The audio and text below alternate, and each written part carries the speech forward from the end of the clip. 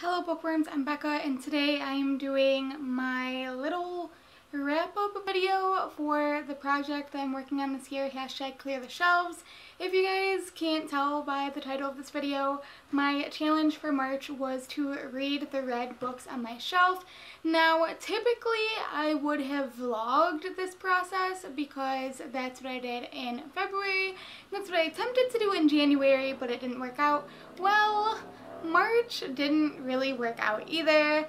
I vlogged a little bit for the first week that I tried to do it, but not a lot. And then I kept saying, maybe this week I'll try, maybe this week I'll try. Because instead of doing for a weekend, I wanted to try to do for a week this month because in February, I found out that a weekend wasn't long enough. In March, I found out that a week wasn't really long enough. So I think that in April, I'm going to be vlogging for the entire month. And then I will do a wrap up at the end of the month talking about how everything went. So I pulled all my footage because I did end up doing kind of a piece together. So the first book that I pulled off because my prompt was to read my red books, I decided to do that based on the spine because in reality I didn't have a lot of books that were completely red. So the first book that I attempted to read was Dumplin by Julie Murphy. I think I only made it about 75 pages into this book before I DNF'd it.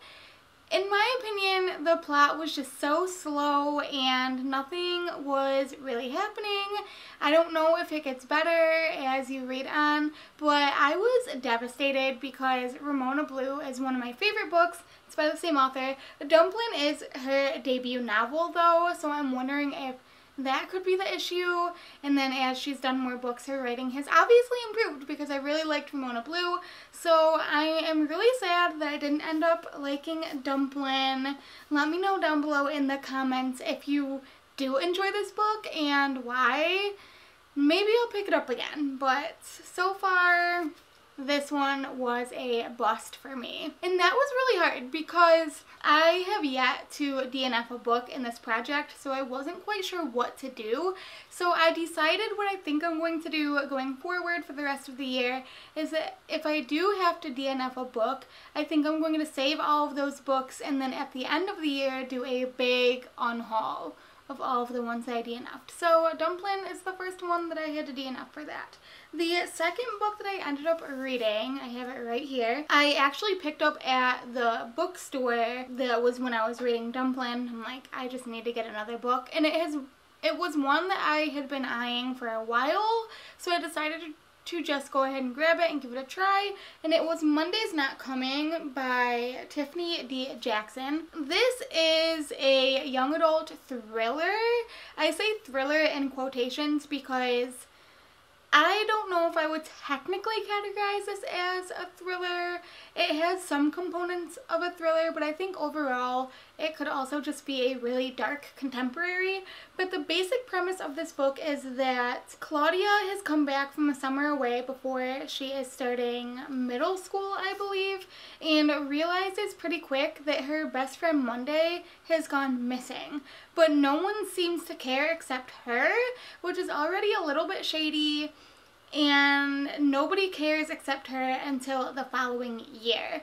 So that's the basic premise. I will say that the timeline gets kind of jumbled in this book, so that could be why it's classified as a thriller. But there's also like aspects within the book of like diary entries that happened before, and you're kind of piecing together that it seems like Monday's family was a little bit the poorer side, so I was wondering if maybe they just had to like move, or if like protective services got involved and the kids had been taken away and just nobody wanted to tell Claudia. This book had so many twists and turns and it left me absolutely wrecked. I was just so sad. The preschool teacher in me and just like the bleeding heart, like social worker, like I work with this type of families, and it was just really, really, really sad to watch the events unfold. So this book is definitely not for the faint of heart. I would give some serious content warnings for abuse mainly. Yeah, it was a rough one to get through. I'm really glad that I did read it finally.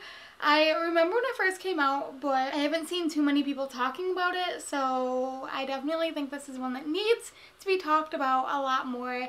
Underrated for sure, and yeah, I really like this one. And the last read book that I read and finished is The Girl in 6E by A.R. Tour.